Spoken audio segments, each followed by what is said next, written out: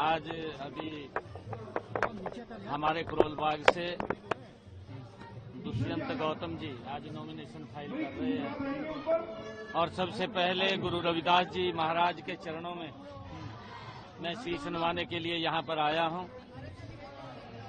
और दिल्ली में अब की बार भारतीय जनता पार्टी की सरकार आदरणीय मोदी जी के नेतृत्व में जो काम किए हैं वो बनने जा रही है। लोगों ने झूठ का शासन देख लिया है। यहाँ के जो मुख्यमंत्री अरविंद केजरीवाल जिन्होंने यहाँ के लोगों को सजाबाग दिखाए थे और सजाबाग दिखा करके वोट लेते रहे, ईमानदारी के नाम के ऊपर वोट लिया, काम के नाम के ऊपर वोट लिया, परंतु ना तो ईमानदारी केजरीवाल की सबके सामने है और जो कामों के वायदे किए थे वो कामों के वायदे भी जनता के सामने है। 5 तारीख को दिल्ली की जनता अब वो हिसाब चुकता करेगी, क्योंकि इस प्रकार का झूठ बोल करके केजरीवाल ने पिछले 10 वर्षों में लगातार लोगों को बरगड़ाने का, उनका शोषण करने का काम किया है। दिल्ली के लोग समझ चुके हैं। हरियाणा में तीसरी बार भारतीय जनता पार्टी की सरकार लगातार देने का काम हरियाणा के लोगों ने किया है और उस जीत के अंदर दिल्ली के लोगों का भी एक बड़ा योगदान रहा है। मैं दिल्ली के लोगों का दिल से धन्यवाद करूंगा कि उन्होंने यहां से जाकर के वहां पर भारतीय जनता पार्टी की सरकार बनाने का तीसरी बार काम किया है। अब दिल्ली के अंदर यहां भी कमल का फूल खिलेगा, कमल की खेती होगी। बहुत बड़े मैंडेट के साथ यहां पर कमल का फूल भारतीय जनता पार्टी की सरकार बनेगी। आज हमारे दुष्यंत गौतम जी अपना नॉमिनेशन फाइल कर रहे हैं। गुरु रविदास जी महाराज के चरणों में हमने आशीर्वाद लिया है। आशीर्वाद लेकर के हम नॉमिनेशन अभी फाइल करेंगे और दिल्ली में भारतीय जनता पार्टी की बड़े मैंडेट के साथ सरकार आएगी, क्योंकि आदरणीय मोदी जी ने जो गरीब हित में काम किए हैं, क्योंकि आयुष्मान कार्ड 5 लाख रुपए का अधिकार, व्यक्ति को अगर कोई बीमार हो जाता है या दिक्कत आ जाती है तो उसको 5 लाख रुपए का 1 साल में पैसा खर्च करने का अधिकार है।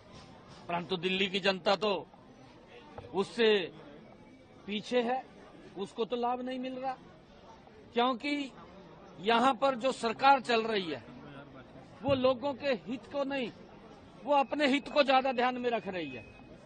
गरीब व्यक्ति का कैसे विकास हो उसकी चिंता तो ने सजबाग दिखाया, परंतु विकास अपना कर लिया। जो व्यक्ति ये बोलता था कि मैं तो आम आदमी हूं, उसने आम आदमी का ही शोषण कर दिया सबसे ज्यादा।